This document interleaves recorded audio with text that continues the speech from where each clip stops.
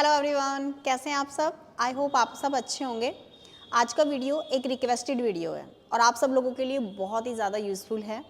आप लोगों ने रिक्वेस्ट की है कि मैम किस ब्लाउज़ का स्टिचिंग कितना लेना चाहिए, किस आउटफिट का स्टिचिंग कितना लेना चाहिए और एरिया के अकॉर्डिंग कैसे लेंगे। तो वो सारी चीज़ें मैं आज आपको डिटेल्स में समझाऊंगी कि स्टार्टिंग में हमें क्या प्राइस रखना चाहिए, उसके बाद हमें क्या प्राइस रखना चाहिए। तो चलिए वीडियो को स्टार्ट करते हैं। देखिए, सबसे पहले मैं आप लोगों को स्टार्टिंग से बताती हूँ। अगर आप बिगनर हैं और आपने स्टिचिंग स्टार्ट किया है तो स्टार्टिंग में आपको कोई प्राइस नहीं रखना है। स्टार्टिंग में आपको फ्री सेवा करनी है सबकी। जैसे कि आप पैंट स्टिच करेंगे तो स्टार्टिंग में आपको कम से कम 1 मंथ तक सिर्फ और सिर्फ पैंटें स्टिच करनी है। इससे आपके 2 बेनिफिट होंगे। सबसे पहला, आपकी स्पीड बनेगी। जब आप डेली पैंट बनाएंगे ना, उसके बीच में आपको सूट नहीं स्टिच करना है, उसके बीच में आपको ब्लाउज स्टिच नहीं करना है, सिर्फ पैंट स्टिच करना है। क्योंकि मैंने स्टार्टिंग में ऐसे ही किया। जब मैं बिगनर थी तो मैंने स्टार्टिंग में सिर्फ पैंटें स्टिच की, सलवारें स्टिच की, क्योंकि उस टाइम तो पैंटें नहीं चलती थी, उस टाइम सलवारें चलती थी। तो मैंने बहुत सारी ढेरों सारी सलवारें बनानी शुरू कर दी। और उससे क्या हुआ मेरे साथ कि मुझे सलवार की मोहरी बनाना बहुत अच्छे से आ गया और उसके साथ साथ मेरा स्पीड इतना अच्छा हो गया। तो मुझे ये बिल्कुल मैजिक की तरह लगने लग गया कि क्या मैं 20 मिनट में एक सलवार सिल सकती हूँ। रियली वो एक अमेजिंग था मेरे लिए। वो एक बिल्कुल आश्चर्यजनक बात थी कि मुझे खुद पे विश्वास नहीं हुआ कि क्या मैंने 20 मिनट में एक सलवार सिल दी, बिल्कुल कटिंग करने के साथ। कटिंग करने के बाद मैंने स्टिचिंग भी किया उसको, और 20 मिनट में। तो रियली ये सच है, क्योंकि ये सारी चीज़ें ना मेरी आजमाई हुई हैं। इसलिए अगर आप बिगनर हैं तो स्टार्टिंग में आपको कोई पैसा नहीं लेना। उसके बाद जब लोगों को लगने लग जाएगा कि ये तो अच्छा स्टिच करती है, तब वो आप लोगों को खुद ही पैसे देने स्टार्ट करेंगे। स्टार्टिंग में आपको प्राइस रीज़नेबल रखना है, जो कि सामने वाला झिझके ना आपको काम देने के लिए। उसको ये ना लगे कि मेरा पैसा वेस्ट हो गया। स्टार्टिंग में सबके साथ ऐसा होता है। स्टार्टिंग में किसी को भी अपनी पसंद के जो सिलाई होती है वो नहीं मिल पाती है, क्योंकि स्टार्टिंग में हमारा एक तो पब्लिसिटी नहीं होता। तो प्राइस स्टार्टिंग में आपको बहुत कम रखना है। जैसे कि अगर सलवार सिलते हैं तो अगर आप एक गांव से बिलोंग करते हैं तो आपने देखा होगा कि वहाँ पर ना गांव में जो लेडीज़ें होती है, मोमडन लेडीज़ें, मेरे उधर के जहाँ से मैं बिलोंग करती हूँ ना, वहाँ पर काफ़ी सारी लेडीज़ें हैं जो मोमडन लेडीज़ें हैं। तो वो घर में 30 रुपीज़, ओनली 30 रुपये में सलवार सिलती हैं। और आप यकीन मानिए, उनकी सलवार में जो मोहरी का डिज़ाइन होता है ना, तारीफ़ काबिल। तो क्यों होता है? क्योंकि वो सलवारें ही सिलती हैं, पूरा दिन उनका यही काम होता है, इसीलिए वो इनमें उसमें परफेक्ट हो गई हैं। और सिर्फ 30 रुपीज़। और उनसे अगर आप पूछेंगे तो वो दिन भर में कितना कमा लेती हैं, बहुत सारा क्योंकि उनका स्पीड बन चुका है। वो बहुत सारी सलवारें दिन भर में सिल लेती हैं और उनके पास दूर दूर से सलवारें ही स्टिच करने के लिए आती हैं।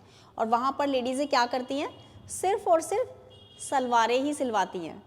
कुर्तियाँ खुद बना लेती हैं लेकिन सलवारें बाहर सिलवाती हैं जबकि हमारे यहाँ पे उसका अपोजिट ही होता है। हम लोग सोचते हैं सलवार नीचे का जो बॉटम है ना वो तो खुद ही बना लेते हैं, और ऊपर का जो सूट है वो हम टेलर को दे देते हैं, कहीं हमारी फिटिंग ख़राब ना हो जाए, फिनिशिंग ना आए हमसे। तो ऐसा होता है। तो स्टार्टिंग में आपको रिजनेबल प्राइस रखना है। जैसे कि अभी आज की डेट की बात करूँ तो घर में जितनी भी लेडीज़ें स्टिचिंग कर रही हैं वो कम से कम 150 रुपये तो लेती हैं। तो आपको भी अगर स्टार्टिंग कर रहे हैं आप तो इतना ही रिजनेबल प्राइस रखना है। मैंने भी 120 रुपये से स्टार्ट किया, 100 रुपये से स्टार्ट किया था स्टिचिंग करना। उसके बाद धीरे धीरे करके मैंने प्राइजेज़ को बढ़ाना शुरू किया। तो ऐसे ही आप लोग भी कर सकते हैं। स्टार्टिंग में आपको प्राइस रिजनेबल रखना है। जैसे कि एक सूट का सिलाई 120 रुपीज़, 150 रुपीज़।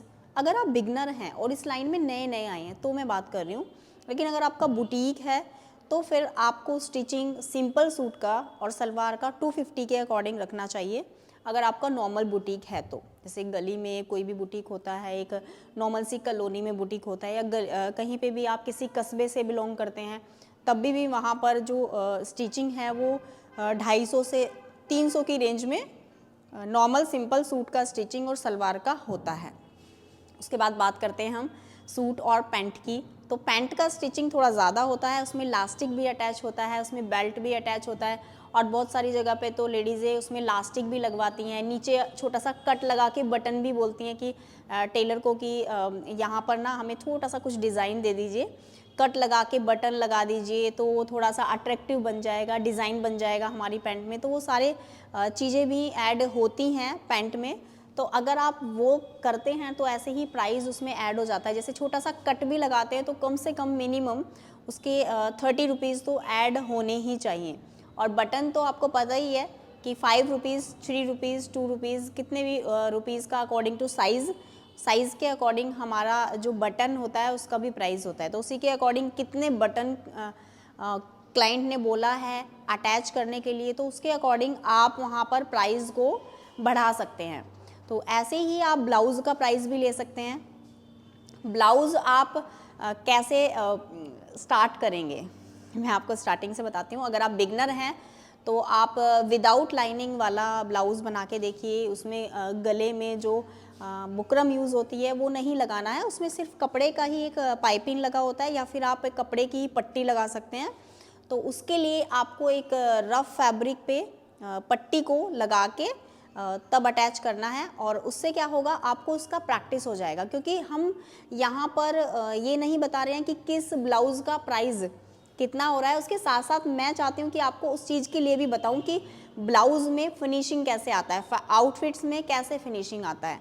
तो ऐसे ही जैसे मैंने आपको पैंट का बताया वैसे ही आप ब्लाउज़ में भी कर सकते हैं। जब आपकी पैंट में फिनिशिंग और फिटिंग दोनों आने लग जाए तब आप नेक्स्ट टॉपिक ले लीजिए कोई भी एक ऐसा कि जैसे कुर्ती ले लीजिए या फिर आप ब्लाउज़ ले लीजिए। तो अभी जो ब्लाउज़ में हम बनाते हैं, जैसे गला बनाते हैं, कॉलर नेक बनाते हैं, तो सिंपल ब्लाउज़ का स्टिचिंग सेम होता है जैसे कि हम सिंपल कुर्ती का और सूट का, सलवार का या पैंट का लेते हैं। उसी के अकॉर्डिंग हमें ब्लाउज़ का प्राइस भी रखना होता है। तो ब्लाउज़ भी आप ऐसे ही 150 रुपये से स्टार्ट करिए। उसके बाद लाइनिंग अटैच करते हैं तो उसमें 100 रुपीज़ आप प्लस करते हैं, जैसे कि 250 रुपीज़ आपका सिंपल ब्लाउज़ का हो गया। अब उसमें ब्लाउज़ में हम पाइपिंग लगवा रहे हैं तो उसको आपको नेक में 50 रुपीज़ प्लस करिएगा, क्योंकि ये बेस्ट प्राइस है।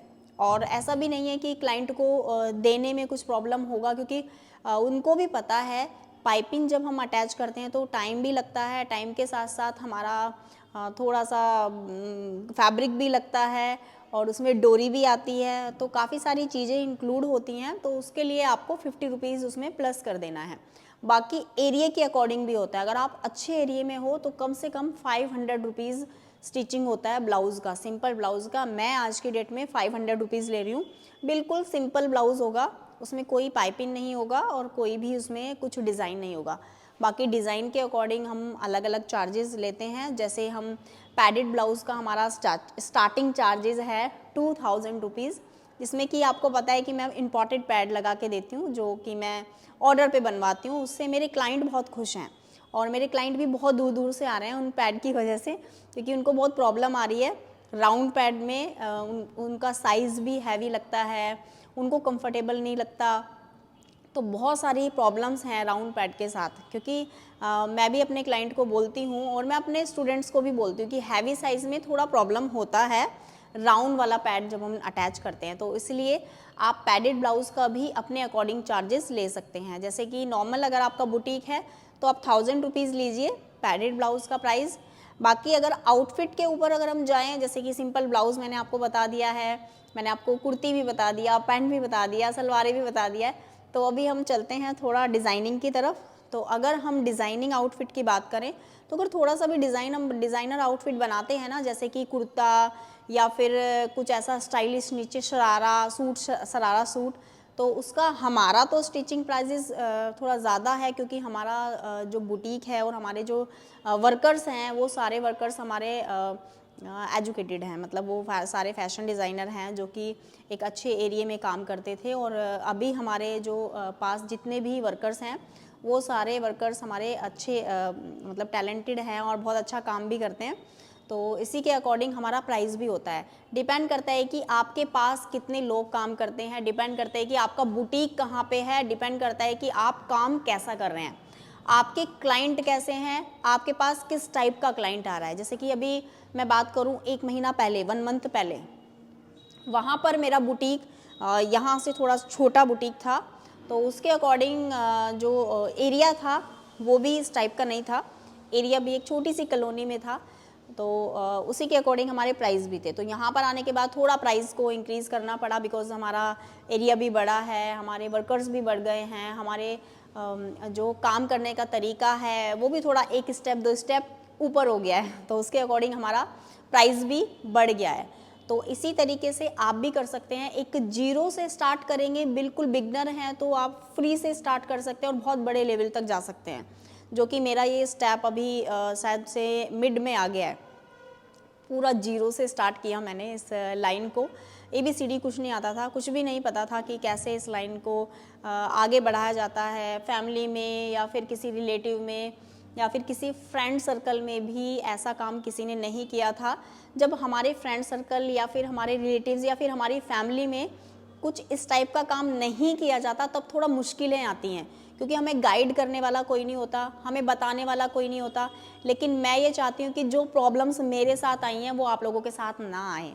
मैं चाहती हूँ कि यहाँ तक पहुँचने के लिए मुझे 15 साल लगे हैं, लेकिन आप उस काम को बहुत कम टाइम में कर लें, आप इस मुकाम तक बहुत कम टाइम में आ जाएं, आपको ज़्यादा सफ़र तय करना ना पड़े, जिसके लिए मैं एक छोटी छोटी वीडियो में आप लोगों को वो सारे टिप्स और ट्रिक्स देती रहती हूँ कि कैसे मैंने इस सफ़र को बिल्कुल जीरो से स्टार्ट किया और यहाँ तक आई मैं।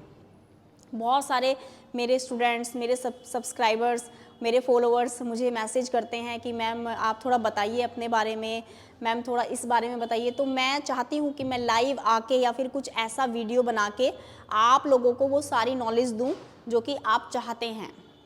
ठीक है एवरीवन, तो प्राइस का आप लोगों को मैंने बहुत सारी चीज़ें बता दी हैं, डिटेल्स में बता दिया है।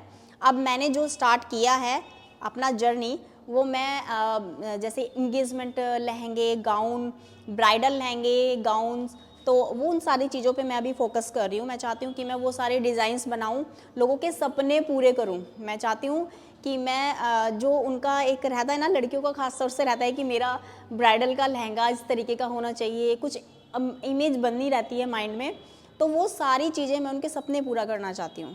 तो मिलते हैं आपसे नेक्स्ट वीडियो में नए टॉपिक के साथ। Bye bye.